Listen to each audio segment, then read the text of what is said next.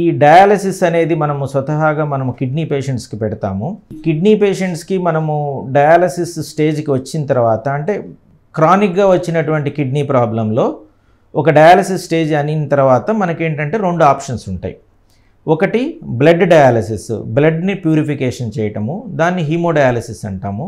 రెండోది peritoneal dialysis. ఇక్కడ ఏంటంటే అంత పెద్ద మిషనరీ ఉండదు, కానీ ఒక రకమైనటువంటి లిక్విడ్ తోటి బాడీలో ఉన్నటువంటి బ్లడ్ని శుద్ధి చేస్తాం. ఇది పెరిటోనియల్ డయాలసిస్. సో ఈ 2 రకాల డయాలసిస్ తోటి ఈ క్రానిక్గా ఉన్నటువంటి kidney problem patients life long ఉండాల్సినటువంటి అవసరం ఉంటుంది.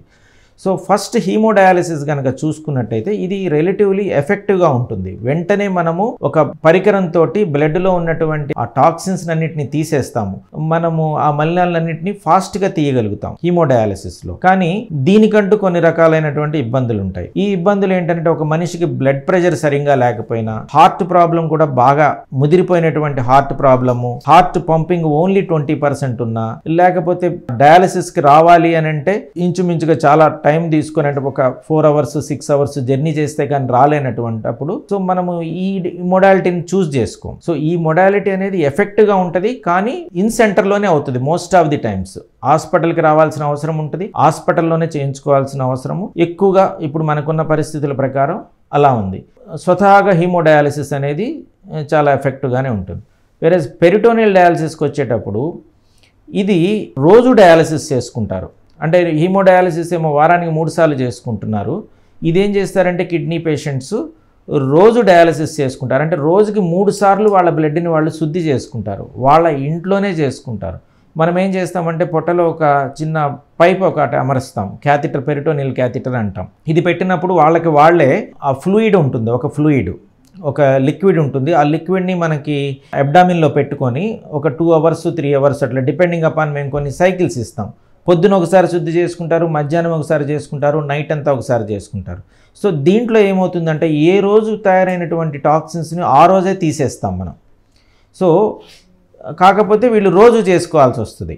సో వీళ్ళకి కొన్ని రకాలైనటువంటి అడ్వాంటేజెస్ ఉన్నాయి, డిసడ్వాంటేజెస్ ఉన్నాయి. ఫస్ట్ మనము ఉపయోగాలు ఏంటని కనుక చూసుకున్నట్టయితే ఇది మనము హ్యాండీగా ఉంటుంది. మనం ఇప్పుడు ఎక్కడన్నా పరికరాలు లేని హీమోడయాలసిస్ లేనిటువంటి ప్లేస్కి వెళ్ళాల్సినప్పుడు అప్పుడు మనం డయాలసిస్ చేసుకోవాల్సిన అవసరం వస్తే ఇది మనం ఈ ఫ్లూయిడ్ మనం ఈ లిక్విడ్ ప్యాకెట్స్ క్యారీ చేసుకొని అక్కడ మనమే చేసుకోవచ్చు.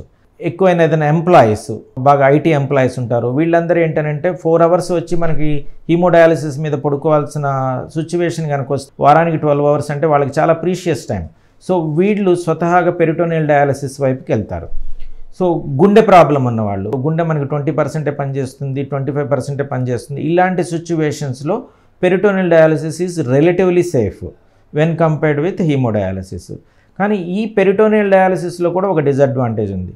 ఇక్కడ మనకి స్వతహాగా ఏం చేస్తారంటే ఒక ఫస్ట్ ఇయర్ బాగానే చేసుకుంటారు, మంచిగా క్లీన్లీనెస్ పాటిస్తూ ఎసెప్టిక్ ప్రికాషన్స్లోనే చేసుకుంటారు. పోను వీళ్ళు ఏం చేస్తారంటే అది రొటీన్ అవ్వడం వల్ల హ్యాండ్ వాషింగ్ కానీ, క్యాథెటర్ దగ్గర క్లీన్లీనెస్ కానీ ఇవన్నీ తగ్గిపోతాయి. తగ్గినప్పుడు వాళ్ళకి ఇన్ఫెక్షన్స్ వచ్చేటటువంటి అవకాశాలు, డైరెక్ట్గా అబ్డామిన్లోనే ఇన్ఫెక్షన్స్ వచ్చేటటువంటి అవకాశాలు చాలా ఎక్కువ ఉంటాయి.